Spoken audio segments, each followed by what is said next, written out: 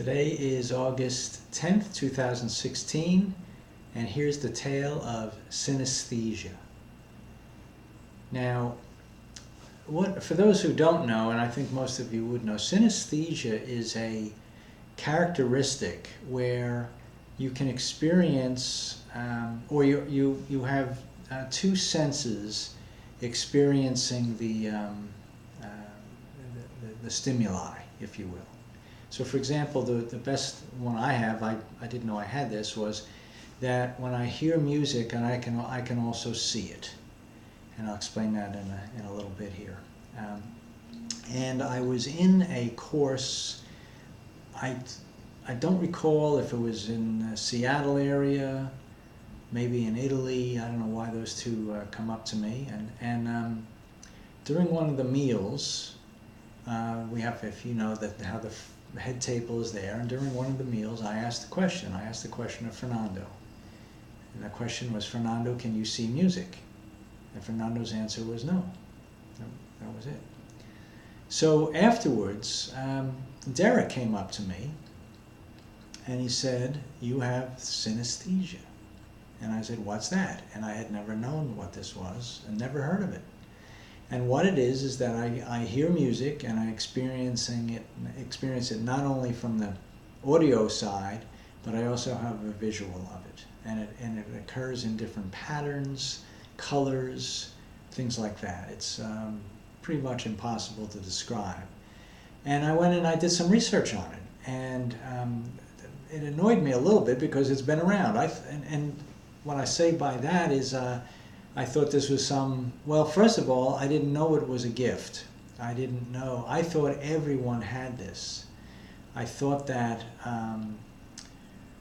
I put it this way, I've always experienced it. Since a child, I've always experienced synesthesia. I would be listening to a tune, whatever the nature of the tune would be, and I could see it.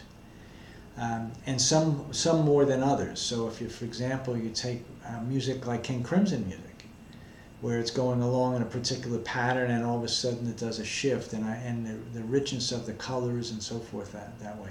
Beatles would be the same thing. But what's also very interesting about this, let's take a Beatles tune like Hello Goodbye.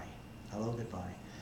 I could listen to Hello Goodbye today, and maybe I haven't heard it in 5 years, maybe 10 years. The same pattern occurs when I listen to this again, exactly the same pattern. Another one was Jefferson Starship, Jefferson Airplane, or Jefferson Starship. Yes, some very, very strong aspects of this. I've thought from time to time, I wonder if this could be used commercially. Procol Harum's Whiter Shade of Pale. Oh, that organ, come on. Now, fast forward, I'm in the recording studio with Robert doing one of the Hellboys tunes, and it was, I think, maybe Save Me a Seat. And I said to him, I need a pointy note. This was my description. I need a note that's pointier. What's a pointy note? Look, I know what a pointy note is, all right? But he didn't know it. Anyway. Just an example of that. Why I said I was a little annoyed, because once I found out that there's a fair amount of people that have this, I said, oh, it's not that unique. It is actually kind of unique. But I'm not making any sense with that anyway, so I'll just drop it, all right? But back to the synesthesia itself, it's quite interesting. Now, I would also say that both of my daughters have this. I know one does, and I'm pretty sure another one that both do. Sarah, my older, definitely has this, always has had it. And Carolyn, one day, described to me as she was listening to a Dylan piece. Of course, I had them listening to Dylan when they were tiny kids. And she said there's certain Dylan pieces that when she listens to, she could feel the carpeting of on her hands, like when she was crawling. That's kind of interesting, isn't it? That it would have that kind of a connection. So very, very interesting, very important. Now there's plenty of tunes that it's gray, or there's no color to it, but others are like there, or even different parts of tunes. So just a little bit about synesthesia.